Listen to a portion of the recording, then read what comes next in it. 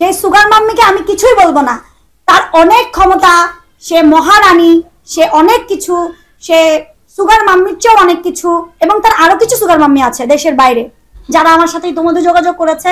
আরো কিছু voice evidence আছে যেগুলো আমি আপনাদেরকে দিতে পারছি না বিকজ অফ দ্য রিজন মামলার ইনভেস্টিগেশনের জন্য আমার লয়ার বলেছে বর্ষা দরকার নাই, এগুলো দরকার নাই। বাট প্রমাণ ভাই, আদালত দেখবে প্রমাণ, আইন দেখবে প্রমাণ, এবং আমি বর্ষা চ্যালেঞ্জ দিয়ে প্রমাণ করে যাব যে আমার এই যে অভিযোগ, এই যে আমাকে এতদিন ধরে বিয়ের পর, বিয়েটা কিভাবে করলো আসেন আরেকটা কথায়, নিকানামায় গিয়ে কি পেলাম, শুরুটাই কিভাবে মিথ্যে হলো। নিকানামায় গিয়ে পেলাম যে বরের ভাষ্য মতে আমি তার প্রথম স্ত্রী, এটা নিকানামা তুলতে গিয়ে পেলাম। এবং আমার যেই পয়েন্টটা থাকে নারীদের, সেখানে লেখা আছে আমি বিধবা, স্পষ্ট করে বলছি, লেখা আছে উইথড্র। অথচ তার আরেকটা বিবাহ বের হলো, তার 11 বছরের সন্তান বের হলো, পরবর্তীতে তার আরেকটা ওয়াইফ বের হলো, এবং সেই পেপারস গুলো আপনাদের সবাইকে আমি দিয়ে দিব। ডিভোর্স লেটারটা আমার হাতে চলে এসছে, তার যে ডিভোর্স হয়েছিল 2015 সালে, পরবর্তীতে 2020 সালের বিয়ে বের হলো, এবং তার সঙ্গে যে লিভ টুগেদারে যে নারীরা ছিল তারাও কিন্তু আমাকে জবানবন্দি দিচ্ছে যে বর্ষা আপু এই যে আমার ভয়েস রাখো, আদালতে পেশ করো। তাহলে আলটিমেট জিম্মিকে প্রতারণা কার সাথে হলো আপনারাই বলেন। আমাকে যে ধরনের প্রতারণা বারবার বলছে আমি ট্র্যাপ করে বিয়ে করেছি, এই হয়েছে সেই হয়েছে, আসলে আলটিমেট প্রতারক কে? আইন দেখবে কি? আমাকে বলেছে সে এতিম, আল্লাহকে ভালোবাসে বলে, আল্লাহকে ভালোবেসে সে একজন এতিম, তার মা নাই, তার বাবা নাই, তার দুনিয়াতে কেউ নাই, সে আমার 2টা এতিম বাচ্চার দায়িত্ব নিছে। এবং আমি চিন্তা করছি যে ঠিক আছে, ওকে, আমি ভাই বিধবা, ইসলামে তো না মানে বিয়ে নিষেধ না। হ্যাঁ, আমার প্রথম বিয়ে হয়েছে, ডিভোর্স দিয়েছি আমি, পরবর্তীতে আমার স্বামী মানে চলে গেছে, নাই দুনিয়াতে, আমার বাচ্চার 38 দিনে। তার মানে তো এই না যে আমি বিয়ে করতে পারবো না, আমার ইসলাম নিষেধ করেন নাই। আমি বিয়ে করেছি, অবৈধ সম্পর্ক করি নাই, বৈধ সম্পর্ক করেছি যেটাতে আল্লাহ খুশি হন। কিন্তু কে জানতো যে বিয়ের 2 দিন পর থেকে তার নতুন আরেক রূপ দেখবো, নতুন আরেক রাসেল মিয়াকে আমরা দেখবো। আপনারা কেউ তো এই রাসেল মিয়াকে দেখেন নাই। আমি যে প্রমাণগুলো আপনাদের কাছে শো করেছি, আপনারা কেউ কি এই রাসেল মিয়াকে দেখেছেন? আরেকটা বিষয়, আপনার সঙ্গে যদি 12 বছরের পরিচয় না থাকে, আপনি কেন বলবেন আমার সাথে ওর 12 বছরের পরিচয়? আমি যখন অ্যারেস্ট হয়েছিলাম তখন আমাকে গিয়ে ছাড়ায় নিয়ে আসছে, পয়েন্টগুলো নোট আউট করবেন। আমাকে গিয়ে ছাড়ায় নিয়ে আসছে, আমার জন্য অনেক ফাইট দিছে, আমার জন্য রাসেল অনেক কষ্ট করছে, রাসেল অমায়িক, রাসেলের চরিত্র ফুলের মতো পবিত্র। এই যে আমাকে গার্ডসটা দিছেন, এই গার্ডসটা দিয়ে আজকে আমার লাইফটা যে ধ্বংস করছেন। আপনার ঘরে তো বাচ্চা আছে, আপনার পোলার তো ডিভোর্স হয়ে গেল, আপনার মেয়েরও ডিভোর্স হয়ে যাচ্ছে, তো কি হলো দিন শেষে? আল্লাহ ছাড় দেয়, আল্লাহ ছেড়ে দেয় না। এই যে কোরআন অবমাননার জন্য যেটা হইলো, এটা কি হইলো আপনাদের কাছে? আপনার কাছে এখনো মনে হয় না যে আমি মুখ দিয়ে নামটা বলতেছি না, মুখ দিয়ে যখন নামটা বের হবে তখন কি হবে? হয়তো এই মুখ দিয়ে নামটা বলার আগে আমরা মেরে ফেলতেই পারে। তার অনেক বড় বড় পাখাওয়ালা লোকজন আছে, হ্যাঁ, অনেক বড় বড়, তার অনেক কিছু আছে।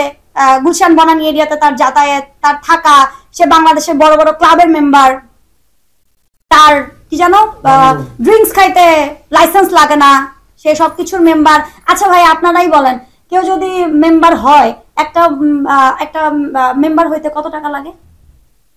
কত টাকা লাগে একটা ক্লাবের মেম্বার হইতে? আপনি হবেন, আপনি যদি কোটিপতি না হন তাহলে আপনি লক্ষ টাকা, 5 লক্ষ টাকা, 10 লক্ষ টাকা দিয়ে কোনো ক্লাবের মেম্বার হবেন? আর যদি হনও, সেটা কি কারণে হবেন? আপনার যদি মদই না খাইতে হয় তাহলে আপনি হবেন কেন আমাকে বলেন? তো যাই হোক, কারো ব্যক্তিগত বিষয় নিয়ে ঘাটবো না। তবে আমার সংসারটা যখন দেখছে যে রাসেল মিয়া আমি ভালো আছি, বিয়ের দিন সকালবেলাও যখন শুনেছে ভালো আছি, পরবর্তীতে যখন তার বাসায় নিয়ে গেছে এবং বাসায় নিয়ে গিয়ে দাওয়াত দিয়েছে, বাসায় আমি একেবারে ডালা টালা ভরে খাবার দাবার নিয়ে গেছে, আমার পেজে সেটার প্রমাণ আছে। আমি এভিডেন্স ছাড়া বর্ষা চৌধুরী কোনো কথা বলে না। সেই ডালা টালা নিয়ে আমি যখন তার বাসায় গেছি, সে আমাকে সম্মান করেছে। সে বলছে সামাজিক ভাই হইলে ভাই, সামাজিক ভাইদের কেউ ডায়মন্ডের রিং দেয়? আমি তো আমার সামাজিক কোনো ভাই বোনদের ডায়মন্ডের রিং দেই নাই। আমি যাদের দেই তারা আমার ব্লাড হইতে হয়, অথবা তাদের সঙ্গে আমার আত্মার সম্পর্ক হইতে হয়, পারিবারিক সম্পর্ক হইতে হয়, নাহলে আমি দিব না। তো কেন দিবেন? তাহলে কি আপনি আরো বেশি গার্ডসটা দিচ্ছেন যে ইয়েস সে তো তার ভাই, আমি কিন্তু এখন নিজে খুব কি বলে শক্ত আছি, আমার গার্ডসটা শক্ত আছে। কোরআন শরীফ শপথ করা যখন আমাকে বললো কারোর সঙ্গে যোগাযোগ করতে পারবা না তিনি ব্যতীত, আপনার পয়েন্টটা ধরবেন, তিনি ব্যতীত। আমি যখন কান্না করলাম, আমি যখন চিৎকার করলাম, আমাকে যখন কোরআন শপথ করার পরেও মারলো একের পর এক, আমি বর্ষা কিন্তু তার কাছে প্রত্যেকবার ভয়েস দিছি, প্রত্যেকবার ভিডিও পাঠাইছি, প্রত্যেকবার, কারণ নট এ সিঙ্গেল পার্সন আমার সাথে কমিউনিকেশন ছিল না তার কাছে। এখন যখন আমি ওই ফুটেজ গুলো চাই, সে আমাকে বলে দিবে না।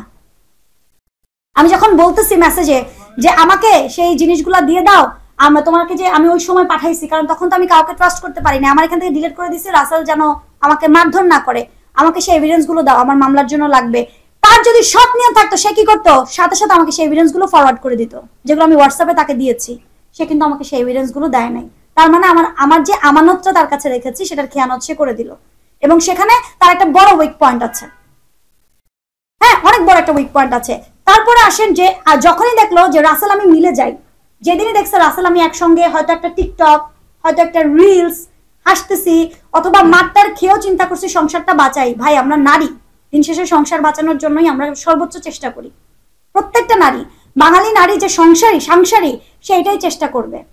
তো আমি কি করেছি দেখেন, যখনই ওই যে রাসেল ভিডিওগুলো ছাড়তো আমার পেজ থেকে, যে আমি রাসেল কোথাও ভালো মুহূর্ত কাটাচ্ছি, সে হাঁসের মাংস পছন্দ করতো, 300 ফিট নিয়ে নিয়ে হাঁসের মাংস খাওয়াতাম, তারপরে সে যেই ধরনের খাবার দাবার, ইলিশ মাছ পছন্দ করতো, এই ভিডিওগুলো দিতাম, বা আমার কোন একটা পিয়ার এসেছে খাবার, সেটা ভিডিও করছি, যখনই এগুলো দেখতো তখনই তার মাথাটা খারাপ হয়ে যেত। এন্ড ওই মোমেন্টে, ওই দিনই সে কি করতো, ওভার দ্য ফোন তাকে গাইড করতো। ওই যে বলেছিলাম তার সামনে, আপনারা মনে করে দেখেন, সে তুমি উঠতে বললে উঠতো, আর তুমি বসতে বললে বসতো, তুমি অস্বীকার করতে পারবা? আমি বর্ষা কিন্তু ছাড়ি নাই, তার মুখোমুখি ছাড়ি নাই। আপনারা তার সাক্ষী, গণমাধ্যম তার সাক্ষী। আরেকটা বিষয় যোগ করছে হচ্ছে যে শুনেছি যে ওনার একটা গোপন বাংলা বাড়ি আছে, আসলে ওখানে মূলত কি হয়? আপনি তো নিজেও গেছিলেন। গোপন বাংলো বাড়ি বলতে, আমি তো ওখানে গিয়েছি আমার মেন্টালি রিফ্রেশের জন্য। আমাকে বলছে যে আমার সাথে 2 দিন থাক, আমি 2 দিন থেকেছি, 2 দিন না 1.5 দিন থেকেছি। তারপরে দেখলাম রাসেল খুব শাউট করছে, রাসেল পছন্দ করছে না। পরে রাসেল আমাকে বললো যে বর্ষা আমি তুমি চলে আসো, আমার ভালো লাগছে না। তো বাসায় আসার পরে রাসেলের কাছ থেকে অনেক কিছু জানলাম, যে ওই বাংলো বাড়িতে অনেক কিছু ঘটে, যেগুলো আসলেই মানে কি বলবো, মুখ দিয়ে আমি উচ্চারণ করতে চাই না। এটার দায়িত্ব গণমাধ্যমের এবং আইনের, আমার না। আচ্ছা আপু, একটু যদি বলেন যে অনেকে বলছে যে আপনি রাসেল বিয়াকে ট্যাপে ফেলে বিয়ে করছেন, আসলে এই বিষয়টা একটু ট্যাপে ফেলে বিয়ে, আপনাদের একটা রিলেশন শুনেন, সে একটা জায়গায় বলছে সে আমাকে বলেছে নক দিয়েছে, ফেসবুক আইডি নিছে, অন্য জায়গায় বলতেছে আমি তারা নক দিছি। তো আসলে সত্য মিথ্যা তো আদালত সেটার বিচার করবে ডেফিনেটলি, কিন্তু সত্য এটাই যে সে আমাকে নক করেছে, এবং সত্য এইটাই বিয়ের প্রস্তাবটা কেউ আমার সাথে প্রেম করতে আসলে আমি তাকে এক্সেস দিব না, আমি দেই নাই তাকে এক্সেস, আমি সেই ফিলটাই তাকে দেই নাই প্রেম করার। আমি বলছি বিয়ে করবেন, সে বলছে হ্যাঁ। এবং যদি আমি ট্র্যাপে ফেলে বিয়ে করতাম তাহলে কোথায় করতাম? আদালতে, অথবা করতাম কাজী অফিসে। আমি বিয়ে পাবলিকলি গণমাধ্যম নিয়ে করতাম না। আমার বিয়েতে তো গণমাধ্যম ছিল, অন লাইভ 4টা পেজে লাইভ হয়েছে। কেউ কেউ বলছে আবার এটাও যে বিয়েটা রাসেল তো কালকে করতে, আজকে বর্ষা বলছে না বিয়ে হবে না, আমি বলছি না বিয়ে আজকেই হইতে হবে, সেটার প্রমাণও আমি আদালতে দিয়ে আসছি। বিয়েটা আসলে বাংলা বাড়িতে হওয়ার কথা ছিল, বুকিং করেছিলেন না, বিয়েটা অন্য একটা রেস্টুরেন্টে বুকিং ছিল 17 তারিখে। পরে এটাকে তার যেই কথিত সুগার মাম্মি, সেই সুগার মাম্মি এটাকে ডেটটাকে সামনে নিয়ে আসে। আপনি বারবার সুগার